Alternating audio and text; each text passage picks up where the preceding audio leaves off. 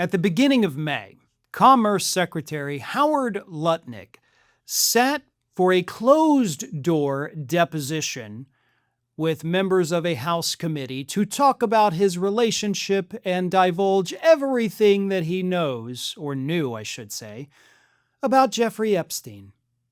And when he emerged from that closed-door deposition, which means, of course, it was under oath, House Oversight Committee Chairman James Comer praised him for his openness and his willingness to cooperate, while Democrats, specifically Ro Khanna, said that Lutnick's testimony was contortions and lies. If you saw the exchanges that my colleagues had with him, you would see he made a farce of the English language. So Democrats obviously living in reality, Republicans living in their fantasy land about this testimony from Lutnick. So why the difference? Is it just because party lines, right? Democrats don't like Republicans, Republicans love Republicans. Well, the answer is a little more complicated because yes, that does play a role in it, but also this deposition was at the beginning of May.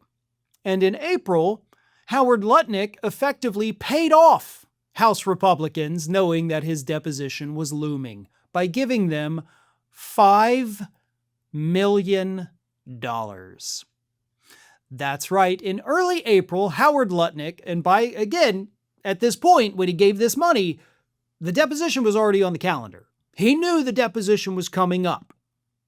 So he decided, for the first time ever in his life, he was going to donate money to the House Leadership Fund, which of course is the leading fundraising arm of Republicans and the Speaker of the House in the House of Representatives.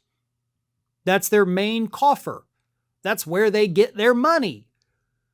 And Lutnick didn't just give a couple $100,000. No, he gave $5 million.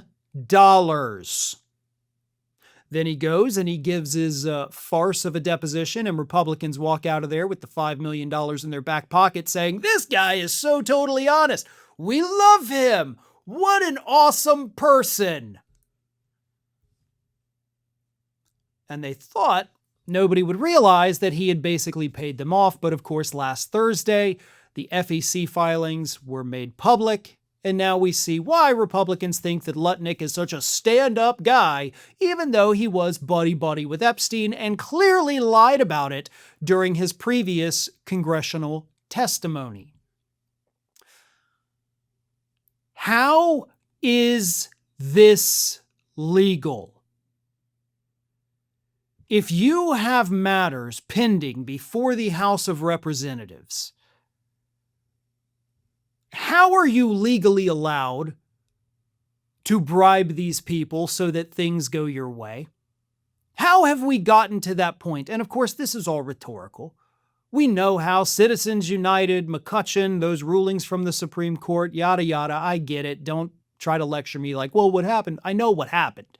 I'm just saying I want you to sit and think about it. What I want you to think about is that the wealthy and powerful here in the United States, if Congress ever decides to investigate them, all they have to do is open up their checkbook, drop it into the leadership fund, and then everything goes away. All of their problems are gone. This is not a democracy. It is not a republic. It's a kleptocracy. It's a corporatocracy. The billionaires, the millionaires, people like Howard Lutnick can buy their way out of anything. Donald Trump bought his way into the White House so that he wouldn't face accountability for the crimes he was convicted of. And that's where we're at. That's what this country has become now. And this conservative Supreme Court is the one who paved the way for all of this to happen. Money is, in fact, the root of all evil in American politics. Thanks for watching, and if you are not already subscribed to the channel, please do so, and do not forget to like and comment and share widely among your friends.